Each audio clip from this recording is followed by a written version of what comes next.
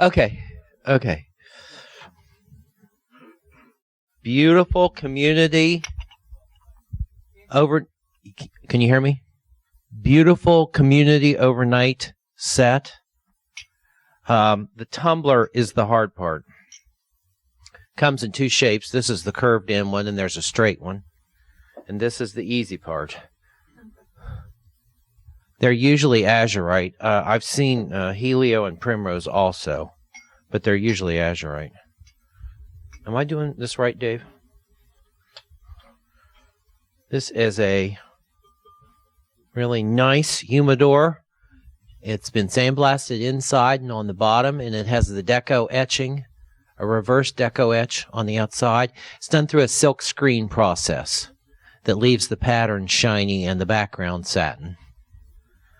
Has the inner lid with the aluminum screw-on cap that holds filter paper in there that you moisten. And most importantly, the cap lid. This is the hard part. This was meant to be taken off and used as an ashtray. And unfortunately, a lot of people took them off and used them for ashtrays, and they got broken or separated from the jars. And this is the hard part. Comes in two sizes. This is the smaller. The question is this the 227.5 candlestick? And the answer is no. This is a hard one. This was also made by the United States Glass Company and decorated by Wheeling Decorating. That's what this one is. This is a very hard candlestick to tell. The main difference is in the height right here, and the width of the top is different also. Whoever this belongs to, sometime I'll show you a real one if you want to see a real one. I can maybe show you better the difference on a real one. My guy left. Where's you guys supposed to be? Yeah, hold it up. You don't even need to be on camera. That's great. This is the magic peach blow apple blossom sugar shaker, and of course these came with metal lids and glass lids, and the glass lid is the hard part to find. People screwed them on too tight, and they screwed them on crooked, and then they broke it trying to get it off, and they didn't make the glass lid very long. Quite rare. Early 30s. Nice. Yeah. Beautiful 4-screen nude statuesque table goblet. Unfortunately, it is etched in Gloria. It would be so much prettier plain. That's a beautiful piece of glass, and it's quite rare. Would have been made around 32, 33. A 13-inch early style, the Style 1 base draped lady flower frog. Some of these were satined to match satin bowls, and some of them were satined on the bottom to hide a bunch of bubbles and streaks. They had a lot of trouble with this base. It wouldn't surprise me that they satined this to cover flaws in the bottom of it.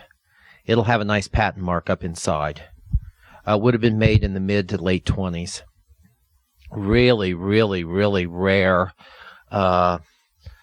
candelabra base. There are, I don't know, 5 or 6 different styles of this thing. I think this is how it started, and they kept toning it down because they were having trouble getting it out of the mold. This has a diamond quilt pattern under the candle cup, and on this little figure right here by the leaves, there's a diamond quilt there. It's also known with several different centers. One of the centers has no candle cup and just has the pineapple leafy affair in the middle of it. It's quite rare. They kept changing the mold, I assume, to get something that was easier to work with.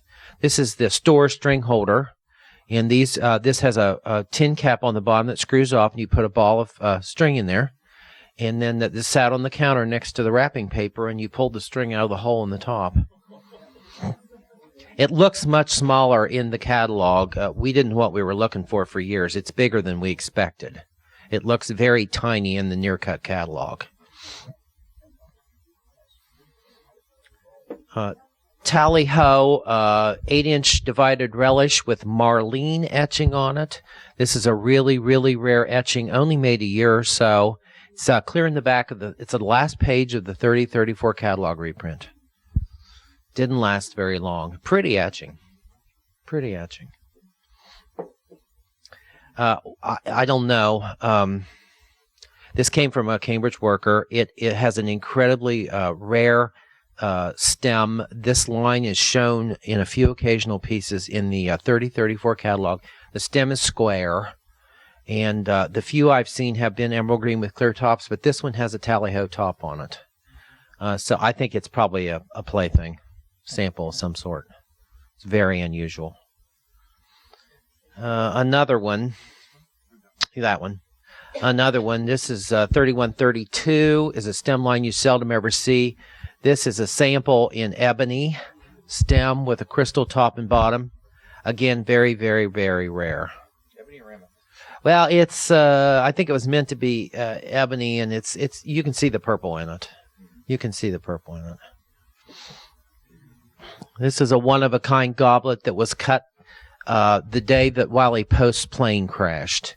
And it has a series of airplanes and stars cut all over it. And then engraved in the top front, it says Winnie Mae, and that was the name of his plane. Was the name of his plane. Do I know who cut it? Herschel Hancock. It's a one-of-a-kind. This is a really unusual size vase. We're used to these cylinder vases being 10 inches.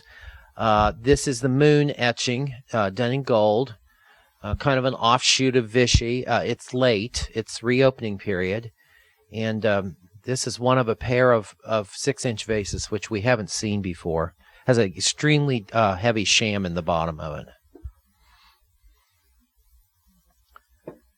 it.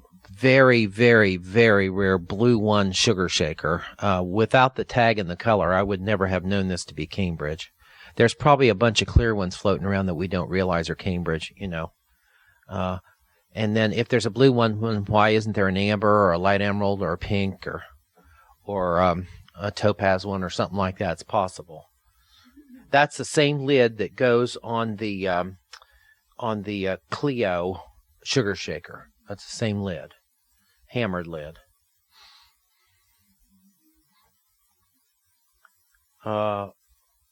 Early emerald. Turtle flower block, the real early one with the flat top. Why early emerald and not forest green? Because it predates forest green. This would be out of the World War I period. Wonderful, wonderful tally-ho, 10-inch divided relish with a stuck handle. That handle looks like it's, yeah, that's a free-handed handle. Like they put, no? It's got a mold thing. It what? It's got a mold thing.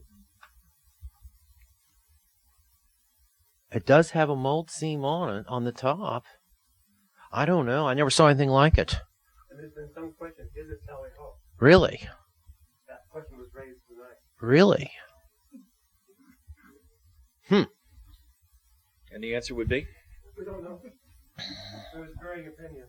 It is different. It is different. Yeah, there's a lot more rings, and they're a lot more pointed and finer, and they go clear into the center, and there's a little tiny circle in the bottom that's not in this one.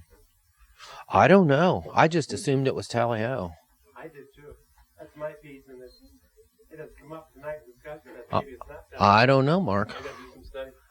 I don't know of that one in print. I don't know of it in print. This is a child's cake stand made for Richard Anderson's daughter at the plant, made out of a 200 cocktail and flattened. Isn't that cool? Hunt scene, 7801, the plain stemware line. Early on, Hunt scene was put on 7801. I've seen hollow stem champagnes most often, cocktails, wines, and tall sherbets. I'm sorry. It's hard to find. It's probably what was made first in Hunt scene. 7801 is a huge line. There's like 18 or 19 different stems. There's a creme de menthe and a burgundy and a Rhine wine, and so you could find almost anything. This is a tall sherbet with the corn cutting that was cut for Albert Corn, and it's stalks of corn with a ear of corn off to the side of each stalk. That's a one-off, yeah. What? Albert Korn was one of the last, how would you describe it, managers? Or, I guess. Wasn't he known as, also known as Ted? As what? I don't know him as Albert. I know him as something else.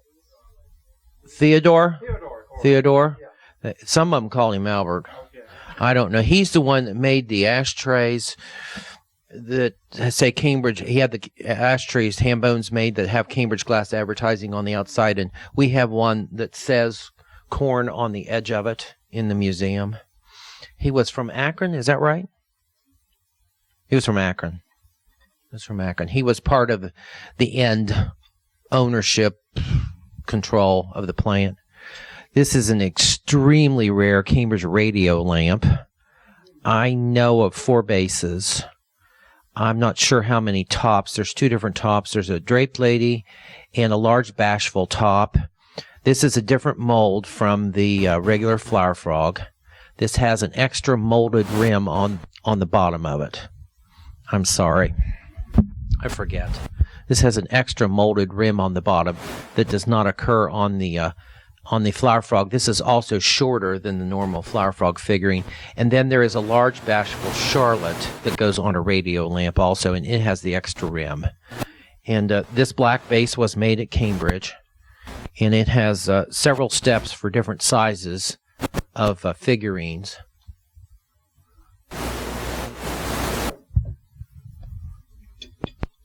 Very, very, very rare. This is just a super duper paperweight. This one's been cut photographic style, so it will sit up. These are the Orm twins. I'm sorry, these are the Orm twins. Bud and Wib, is that right? One was Bill and one was Wilbur. One was William and one was Wilbur, and they called him Bud and Wib. And the one lived in Egg Harbor, close to Bud and Anna. And the other one still lives, the other twin still lives in New Hampshire. And this sat on the desk at A.J. Bennett's. It's a great piece. It would have been made by the Degenhardt brothers at the Cambridge plant. And this is the first one of these I've ever seen. There's got to be more of them out there in clear or color or something. Moonlight blue hat basket. Has a nice early paper label on it, too. There's got to be more of them out there somewhere. Has to be. Okay. Thanks to everybody for bringing show and tell. Yep.